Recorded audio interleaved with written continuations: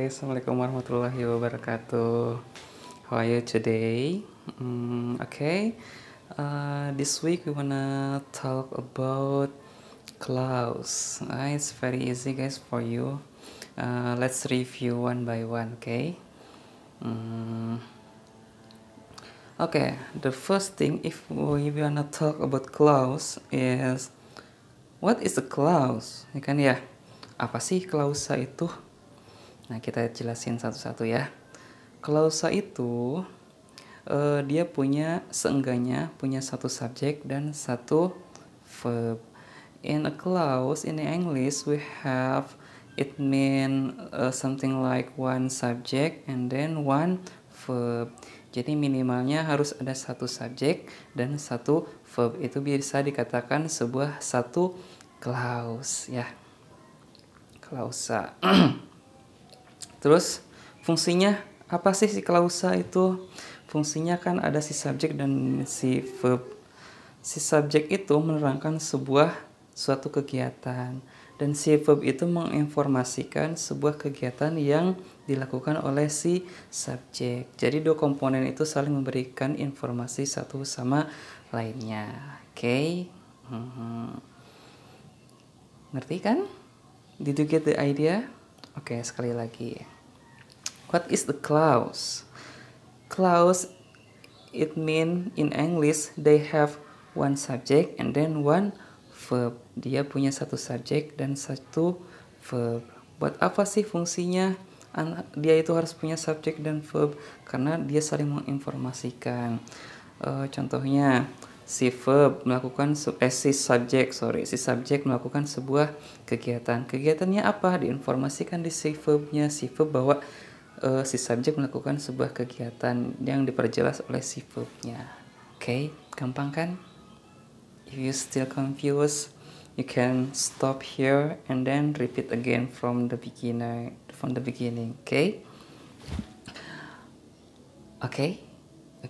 Can we next to move to another slide? Good.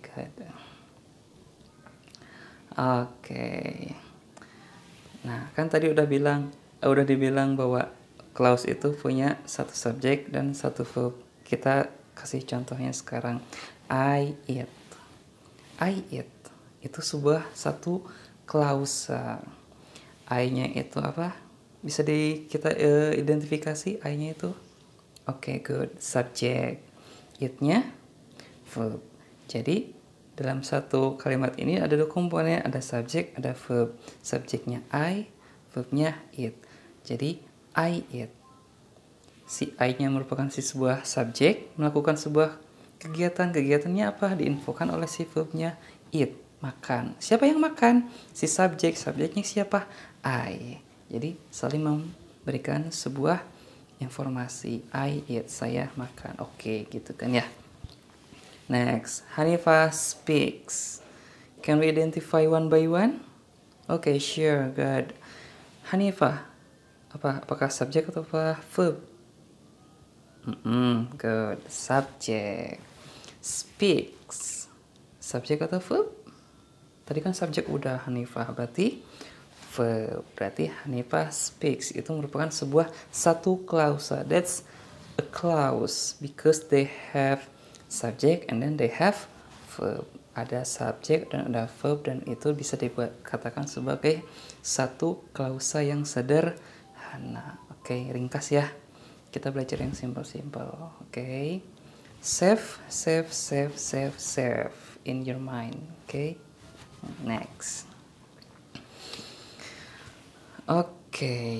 Bisa juga si klausa itu diberikan informasi tambahan. Misalnya kalau yang tadi kan I eat, udah simple banget kan. Biar lebih jelas dan informatif, ditambahin lagi I eat banana sebagai verb predicate ya. Hanifah speaks, kan yang tadi doang kan kayak gitu, Hanifah speaks. Tapi kalau ditambahin Hanifah speaks slowly, itu lebih informatif. Enggak bikin apa ya istilahnya, enggak terlalu simple tapi lebih informatif dibanding kalimat yang tadi. Ini masih dibilang klausa yang informatif dari yang tadi. Oke, gampang kan ya? Gampang. Pasti UTS bisa ya. Good. Okay, we wanna talk about clause and phrase. By the way, can you identify the differences between clause and phrase, guys? Ngomong-ngomong, kalian bisa ngebedain nggak klausa dan prase? Bisa? Oh, good. Ada yang belum tahu? Mungkin belum tahu. Bukan belum tahu, tapi kalian lupa lagi ya biasanya ya. Biasanya udah diajarkan tapi kalian lupa lagi. Oke, I will guide you guys. Klausa itu kita udah tahu kan ya. Dia punya subjek dan punya verb. Itu udah hukum mati ya.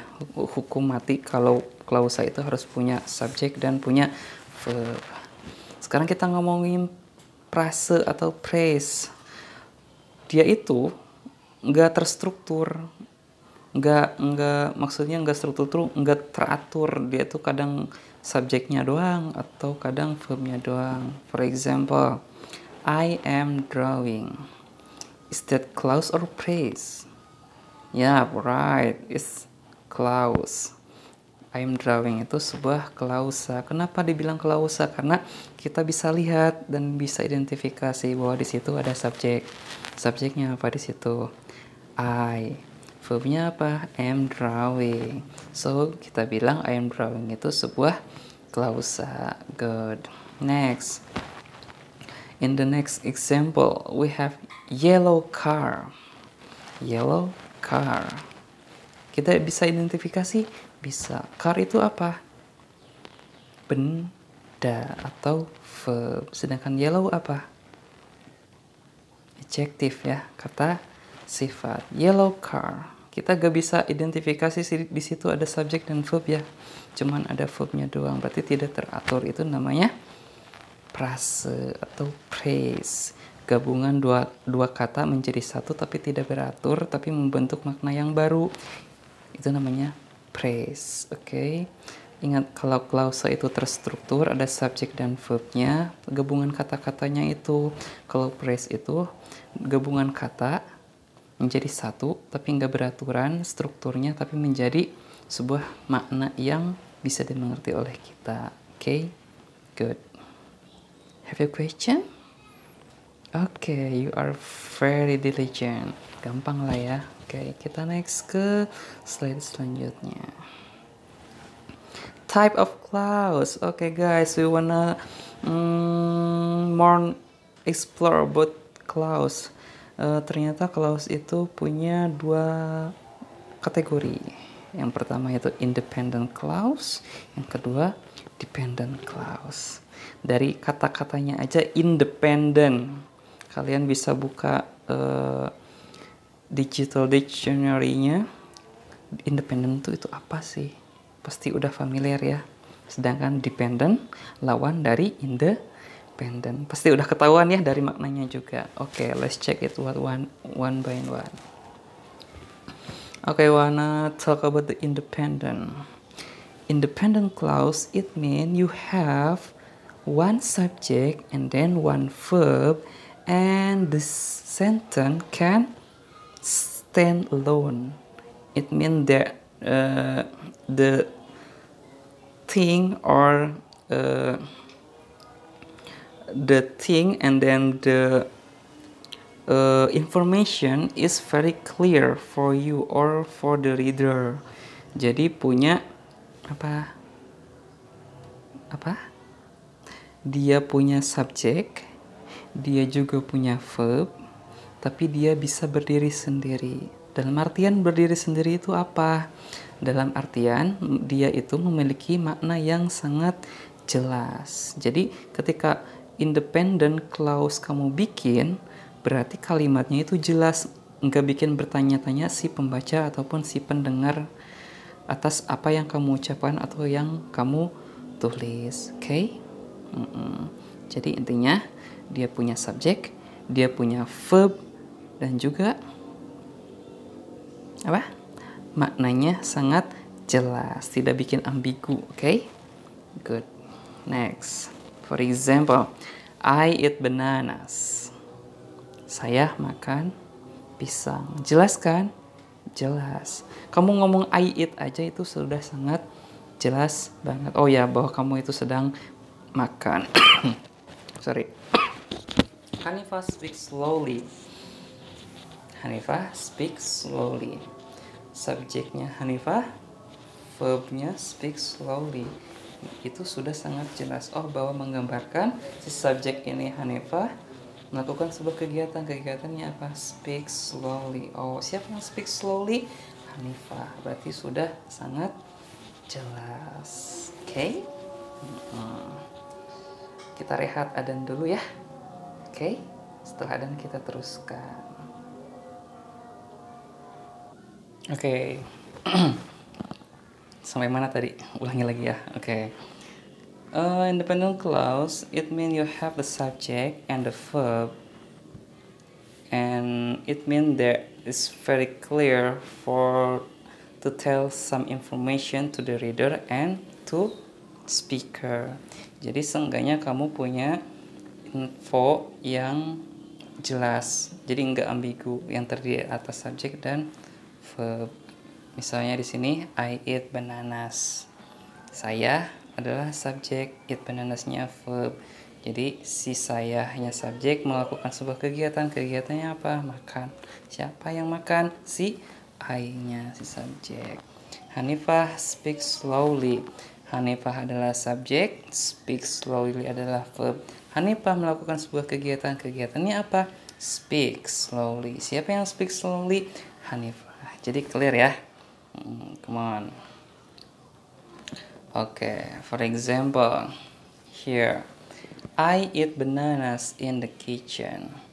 I eat bananas in the kitchen. Can we identify one by one? Okay, good, sure. I itu adalah subject, it adalah verb. Good. In the kitchen, it mean prepositional phrase. Buat apa prepositional phrase? Untuk menggambarkan lebih detail tentang si I eat bananasnya. Oh, ternyata I eat bananas in the kitchen. Oh, dia atau saya lagi makan pisang di dapur. Good ya. Biar lebih variatif, kamu bisa taruh prepositional phrase-nya di depan juga, tapi dengan tambahan konektor. Konektor apa? Konektor itu semacam penghubung, kata penghubung ataupun tanda yang menghubungkan.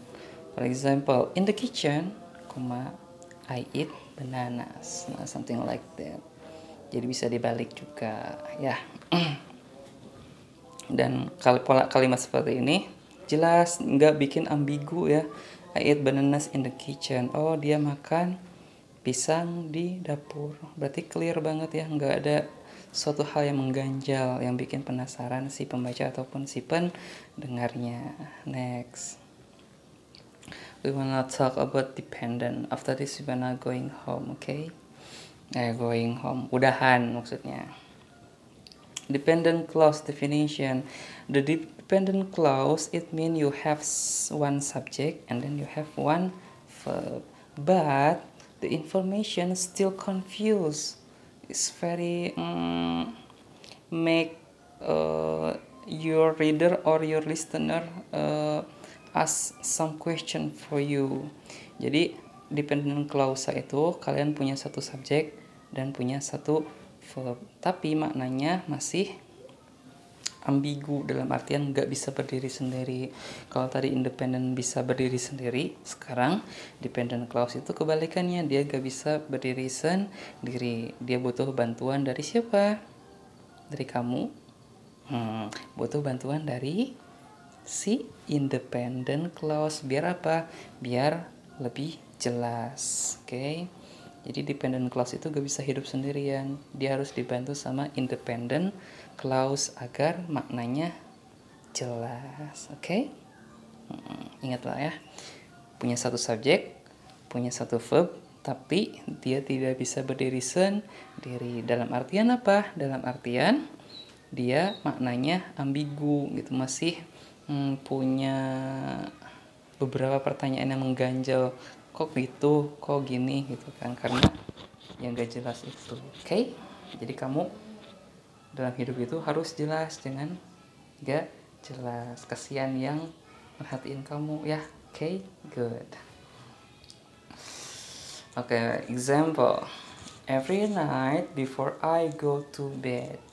Every night before I go to bed. Can we identify one by one? Sure, good. What is the subject, guys? Good. The subject is I. And then where is the verb? Okay, great, analyzing.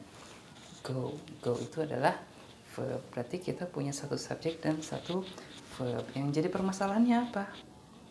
Masalah kan ya? Every night before I go to bed. Pola kalimat ini nggak jelas.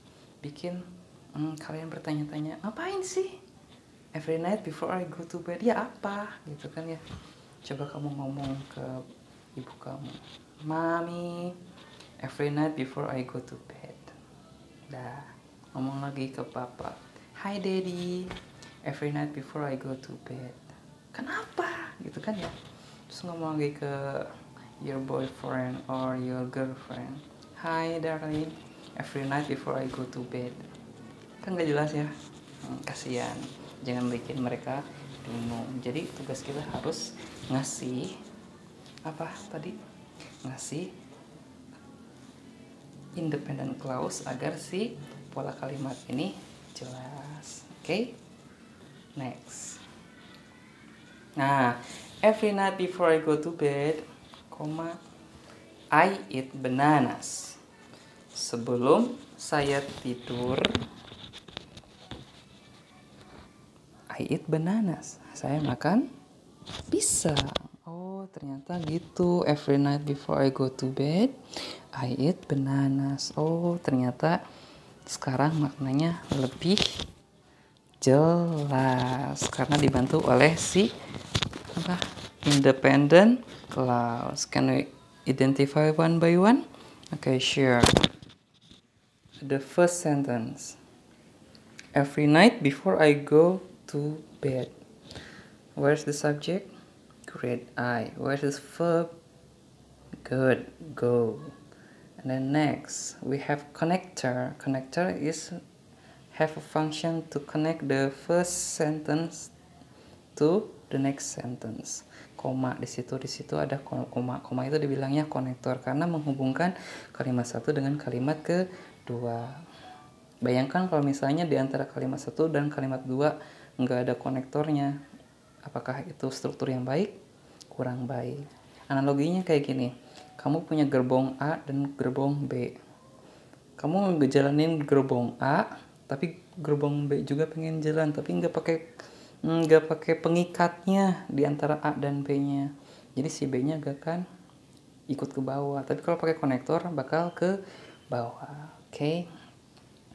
Jadi bikin pola kalimat dengan baik dan benar ya. Next. I eat bananas. Where is I? Can we identify I? I as subject. Good. And then eat we can call verb. Oke, jadi I eat bananas adalah kalimat independen atau dependent? Independent, karena di situ jelas ya I eat bananas. Oke, gak usah dipermasalahin. Tapi yang kalimat pertama, every night before I go to bed, itu sangat ambigu ya. Jadi dikatakan dependent clause. Nah, si dependent clause di sini udah ditolong sama si independent clause I eat bananas. Jadi kalimatnya sangat clear, bermakna ya. Jadi every night before I go to bed, I eat bananas. Jelas ya. Kalau yang tadi masih belum jelas karena nyampainya cuman gini doang, every night before I go to bed, masih bingung, tapi dibantu sama independent clause I eat bananas. Jadi sebuah kesatuan, every night before I go to bed I eat bananas. I hope you really understand what I said. Okay, next. Ternyata polanya kamu bisa letakin dependent clause di depan ataupun di belakang. Dan juga sebaliknya, independent bisa ditaruh di depan dan bisa juga ditaruh di belakang dengan konektornya ya, biar tidak ketinggalan dan menjadi suatu kesatuan maknanya. Oke? Next, kita contohin dependent clause-nya di depan dulu, kalimat yang nggak jelasnya di depan. After the show was end. Coba bayangkan kamu bahwa kalimatnya itu doang. After the show was end. Kamu bilang ke teman kamu, "Hi, after the show was end. Thank you, bye." Terus kamu ketemu tukang parkir, "Hi, how are you, Bray? After the show was end. Oke, bye-bye." Udah gitu. Kan gak jelas ya. Itu dinamainnya apa? Dependent clause. But don't worry, the dependent clause here will be helped with the independent clause. Akan ditolong oleh independent clause. Di sini independent clause-nya apa? Good. We are eating ice creams. Oh, ternyata after the show was end, we are eating ice cream. Jadi lebih bermakna katanya, ya, oke? Jadi si dependent clause lebih bermakna ketika ada independent clause. Sama halnya kamu yang sendirian kan gak jelas, ketika ada pasangan kamu datang tuh kan, hidup kamu jadi lebih jelas. Seperti itulah analogikanya ya. Oke, go. Oke, can we identify one by one? Sure. Yang tadi kan udah ya, after show was end itu subject. Yang kedua, verbnya itu was end. Sekarang yang sebelahnya tuh, we are eating ice cream. Can we identify where is the subject? Good. We. And then where is the verb? Good. Are eating ice cream. It's very easy, okay? Segala sesuatunya harus sugestikan mudah. Ketika kita udah punya sugesti mudah, hal yang sulit pun akan jadi mudah. Okay? Good. Next. Nah, sekarang independent clause-nya kita taruh di depan. Kalau tadi di belakang, sekarang taruh di depan. Seperti biasa, di antara independent clause dan dependent clause harus ada apa? Konektor menghubungkan ya antara gerbong 1 dengan gerbong 2 biar berjalan beriringan, berirama. Oke. Look at the sentence. Palembang is a city. Udah, stop aja gitu. Palembang is a city. Is there independent or dependent? Good, independent. Jelas ya, Palembang itu sebuah kota. Misalnya kamu nanya ke pacar kamu, bukan nanya, ngomong aja, Palembang is a city. Oh ya, pasti tahu. Oh ya, Palembang is a city. Okay, no problem. So we call it independent clause because it's very clear. Okay, nggak bikin pusing. Can we identify one by one? Sure. Subject. What is the subject? Good. Of course, Palembang is a subject. And then can we identify where is verb? Good. It's a city. It's a city. It means verb. And then don't forget, put the connector. You can put the connector using a symbol or a word. Kita bisa taruh konektor pakai koma ataupun pakai kata. Jadi tergantung kebutuhan ya.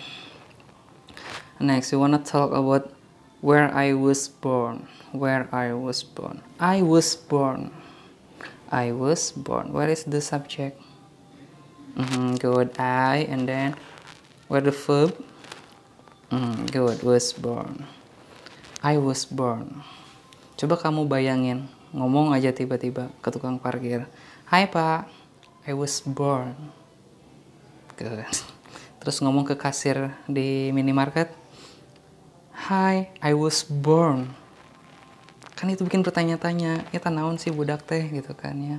Tolong panggilkan orang yang bisa mengerti karena perkataannya gak bisa dimengerti. Oke, so we call it dependent clause karena dia gak bisa berdiri sendiri. Dia butuh pertolongan dari si independent clause untuk maknanya biar lebih jelas. So in this case, the Palembang is a city help the sentence I was born. Ya kan?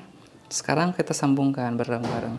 Palembang is a city where I was born. Itu kan lebih bermakna si dependent clause-nya. Yang tadinya I was born doang kan, apaan tuh kan, maksudnya apa gitu. Tapi sekarang ditambahin sama independent clause. Palembang is a city where I was born. Okay, I hope you really understand. If you still confused, you can repeat again the video because the repeat is the best method for understand the materials. Okay, thank you for coming and keep healthy and then see you next week. Bye bye. Assalamualaikum warahmatullahi wabarakatuh.